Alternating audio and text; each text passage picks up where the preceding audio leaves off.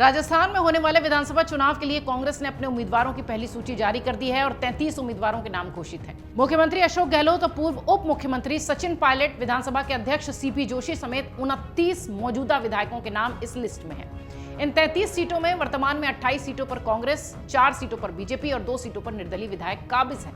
कांग्रेस ने अपनी लिस्ट में 27% महिलाओं को टिकट दिया है। वहीं उपचुनाव में जीते हुए तीनों विधायकों का टिकट काट दिया गया है। इसमें मंडावा से रीटा चौधरी, सुजानगढ़ से मनोज मेघवाल, वल्लभगढ़ से प्रीति गजेंद्र सिंह शेखावत शामिल हैं। कांग्रेस की पहली सूची में प्रत्याशियों के चयन में कोई खास बदलाव नहीं किया गया है। मुख्यमंत्री अशोक गहलोत अपनी परंपरागत सीट सरदारपुरा से हैं, टोंक से सचिन पायलट मैदान में हैं, जबकि नाथद्वारा सीट से विधानसभा के अध्यक्ष सीपी जोशी हैं। प्रदेश कांग्रेस अध्यक्ष गोविंद सिंह डोटासरा लक्ष्मणगढ़ नगर सीट से चुनावी मैदान में हैं। इसके अलावा ओसिया से दिव्या मदेरणा, हिंडोली से अशोक चांदना, सवाई माधोपुर से दानिश, जोधपुर से मनीषा पवार और सादुलपुर से कृष्णा पुनिया को टिकट मिला है। कांग्रेस ने अपनी सूची में 3 हारे हुए उम्मीदवारों को फिर से टिकट दिया है। कुशलगढ़ से बागी चुनाव लड़कर निर्दलीय जीती रमीला खड़िया को भी टिकट मिला है। रमीला के पति हुरतीन खड़िया पहले कांग्रेस के उम्मीदवार रहे थे। मालवी नगर से अर्चना शर्मा, संगानेर से पुष्पेंद्र भारद्वाज और मांडलगढ़ से विवेक धाकड़ पिछला चुनाव हार गए थे। इन्हें फिर से मौका मिला है। अलवर के मुंडावर से पिछला चुनाव बसपा से लड़े ललित कुमार यादव को भी टिकट मिला है।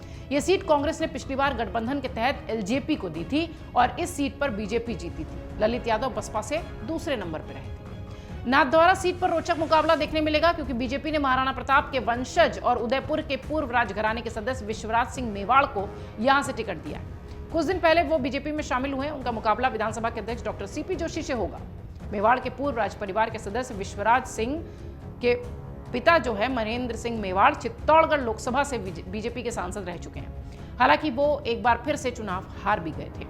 राजस्थान कांग्रेस की पहली लिस्ट में 70+2 उम्मीदवार हैं। पहला सीएम अशोक गहलोत और दूसरा विधानसभा के अध्यक्ष सीपी जोशी। एकमात्र मुस्लिम विधायक दानिश अबरार को सवाई माधोपुर की सीट दी गई है।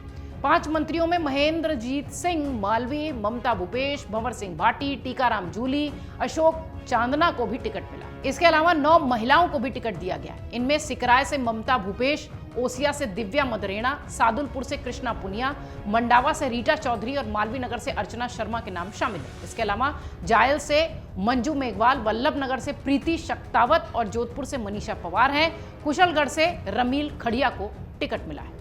पहली सूची में सचिन पायलट गुट के लोगों को भी टिकट मिला है। इनमें सचिन के अलावा विराटनगर से इंद्राज सिंह गुर्जर, लाडनू से मुकेश भाकर, पर्वतसर से रामनिवास गावड़िया को टिकट दिया गया। पूर्व विधायक विवेक धाकड़ को मांडलगढ़ से प्रत्याशी बनाया गया। आपको बता दें कि कांग्रेस की पहली लिस्ट में कोई भी चौंकाने वाला नाम नहीं है।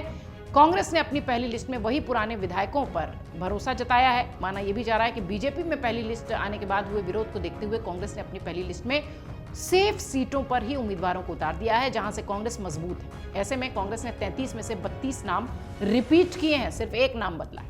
कांग्रेस की पहली लिस्ट में एक ही नाम नया है, जो कि अलवर जिले की मुंडावर विधानसभा से है। मुंडावर से ललित यादव।